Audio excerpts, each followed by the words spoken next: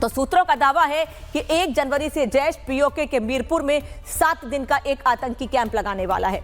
इसका फैसला शुक्रवार को बहावलपुर में जैश के कमांडरों की जमात में लिया गया।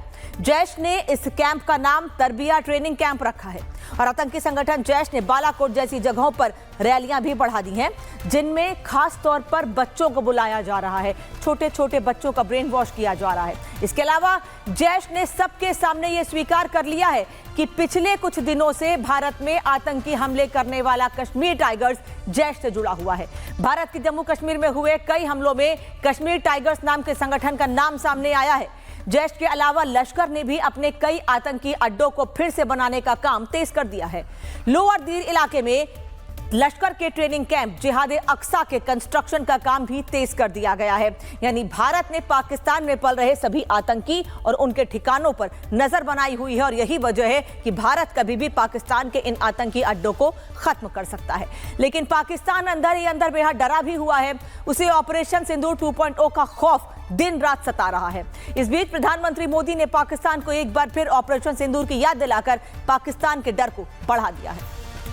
साल ऑपरेशन सिंदूर हर भारतीय के लिए गर्व का प्रतीक बन गया। दुनिया ने साफ देखा, आज का भारत अपनी सुरक्षा से कोई समझौता नहीं करता। ऑपरेशन सिंदूर के दौरान देश के कोने कोने से मां भारती के प्रति प्रेम और समर्पण की तस्वीरें सामने आई। लोगों ने अपने अपने तरीके से अपने भाव व्यक्त किए। और भारत के इसी बेखौफ रवैये से पाकिस्तान की फौज और सियासतदान दोनों घबराए हुए हैं।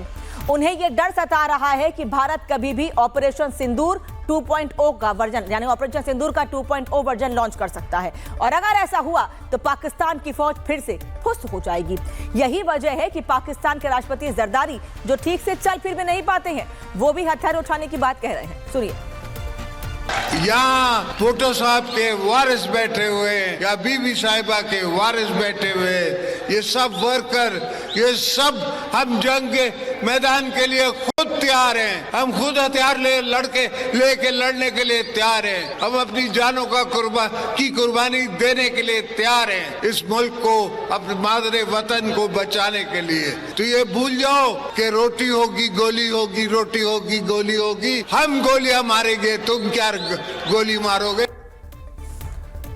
बाप ने हथियार उठाने की बात कही तो बेटा कहां चुप रह सकता था। जनता के बीच अपनी नाक बचाए रखने के लिए बिलावल भुट्टो अपने फर्जी अंग्रेजी लहजे में प्रधानमंत्री नरेंद्र मोदी पर हमला बोलने की नाकाम कोशिश करता दिखा।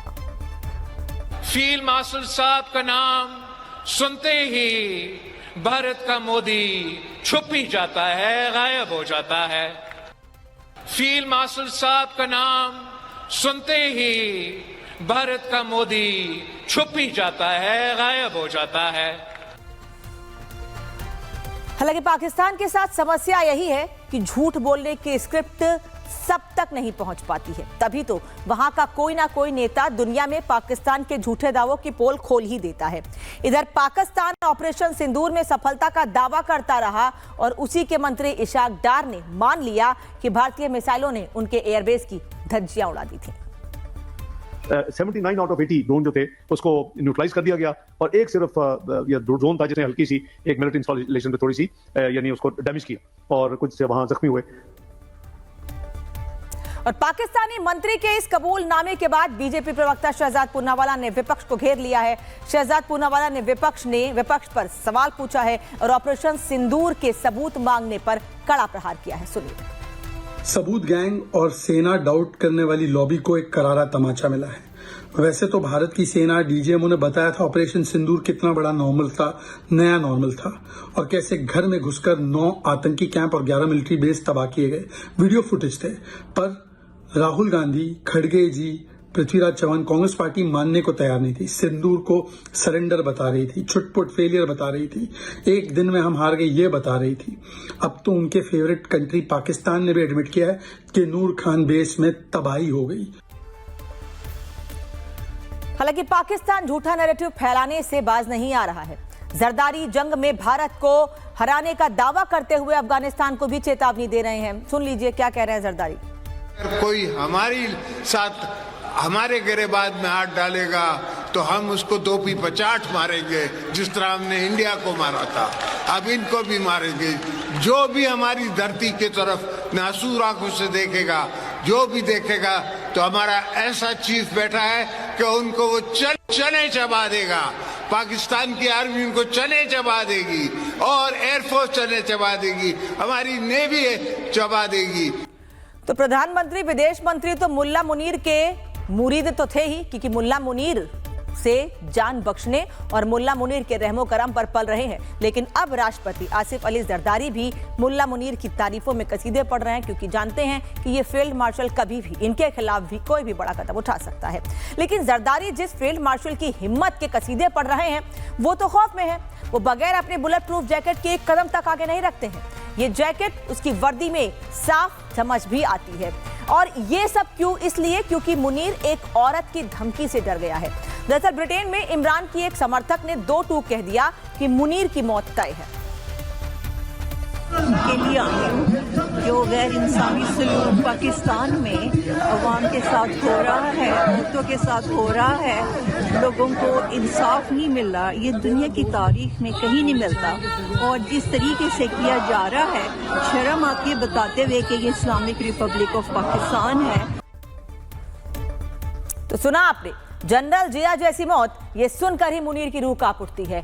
मुनीर जिया की तरह ही पाकिस्तान को कंट्रोल करना चाहता है, लेकिन जिया की तरह मौत की चेतावनी ने उसकी नींद उड़ा दी है। जनरल जियाउल हक ने जुल्फिकार अली भुट्टो का तख्ता पलट करवाकर पाकिस्तान की सत्ता भी हथिया ली थी। लेकिन 17 अगस्त 1988 को जिया का प्लेन अचानक से क्रैश हो गया था। कहा जाता है कि उस प्लेन में बैठने से पहले उसे आम की एक पेटी तोहफे में दी गई थी, जिसमें विस्फोटक था, जिसके बाद हवा में उड़ते प्लेन में नशीली गैस का रिसाव हुआ था, जिससे पायलट बेहोश हो गया था। पायलट के बेहोश होने के बाद जिया का प्लेन क्रैश हो गया था और आम की पेटी में रखे विस्फोटक से जिया के चीथड़े उड़ गए थे। तो ये सच्चाई है और इसीलिए मुल्ला मुनीर को अपनी जान का डर सता रहा है। लेकिन बुलेट प्रूफ जैकेट क्या बम के बीच काम आएगी? कितनी भी जैकेट पहन ले, जिन लोगों के टारगेट पर मुल्ला मुनीर है, जिस दिन उन लोगों ने मुल्ला मुनीर को टारगेट किया, उस दिन मुल्ला मुनीर को अपनी जान से हाथ धोना पड़ेगा। और मुनीर को डर है कि कहीं उसे भी इसी तरह से मार ना दिया जाए, इसीलिए वो अपनी जान बचाने के लिए जो हो सकता है वो कर रहा है। उसने अपने ही देश में अपने इर्द गिर्द सुरक्षा का चक्रव्यूह तैयार करना शुरू कर दिया है, क्योंकि मुल्ला मुनीर इतना घबराया हुआ है कि वो क्या क्या कर रहा है, इस रिपोर्ट में देखिए।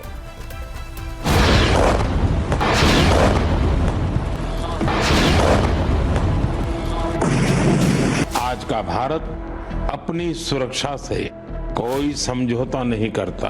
मेरा एमएस ने मुझे कहा कि सर वो जंग शुरू हो गई है, बंकर में चले। कहते हैं खौफ जब सिर पर हावी हो तो अच्छों की हालत खराब हो जाती है।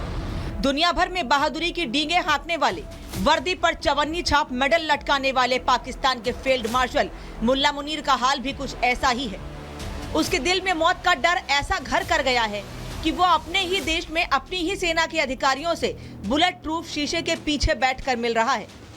जहां जाता है बुलेट प्रूफ जैकेट पहनकर जाता है, क्योंकि उसे ये डर सता रहा है कि कोई भी कहीं से भी उसका काम तमाम कर सकता है। मुल्ला मुनीर हजारों किलोमीटर दूर एक लड़की की चेतावनी से डर गया है। ब्रिटेन में इमरान की एक समर्थक ने 2 टूक कहा कि मुल्ला मुनीर को जियाउल हक जैसी मौत मिलेगी। उसको जहाज में उड़ाया था, इसे गाड़ी में उड़ाएगा कोई। ऐसे लोगों का अंजाम ऐसा ही होता है।